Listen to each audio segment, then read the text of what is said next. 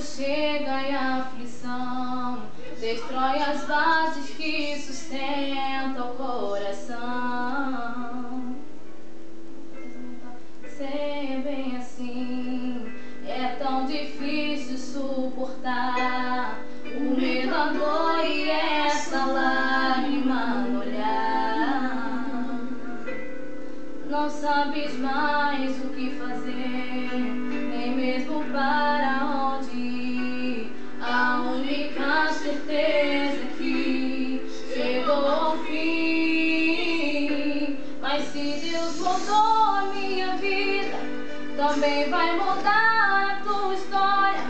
Deus não deu seu único filho pra morrer por nós em outrora. Derramou seu sangue carmesim por você e também por mim. Você não nasceu para perder.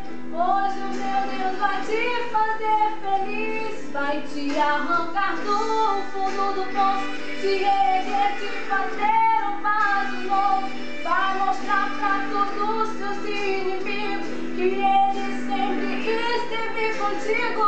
E eles irão te olhar e vão dizer: como é que isso pode acontecer? Ele estava caído, derrotado, hoje está de pé fortificado. E você vai cantar do outro lado, e você vai cantar do outro lado, e você vai cantar do outro lado o hino da vitória. Só o Senhor é Deus, só Deus é o Senhor. Se Ele te prometeu, se considere muito mais que vencedor. Só o Senhor é Deus, só Deus é o Senhor. Se Ele te prometeu, se considere muito mais que vencedor.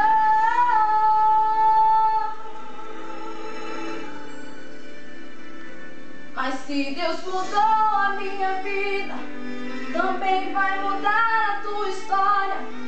Deus não deu seu único filho pra morrer por nós em outrora. Derramou teu sangue carmesim por você e também por mim. Você não nasceu para sofrer. Hoje o meu Deus vai te fazer feliz. Vai te arrancar do fundo do poço, te erguer, te fazer um vaso novo.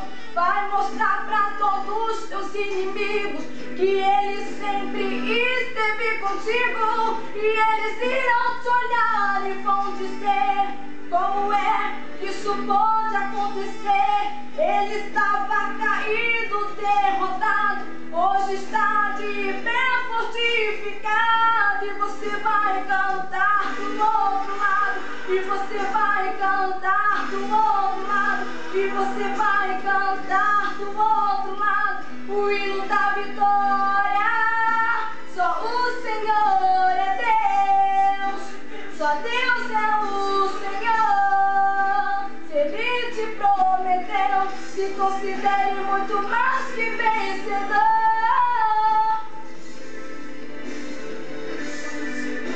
Só Deus é o Senhor.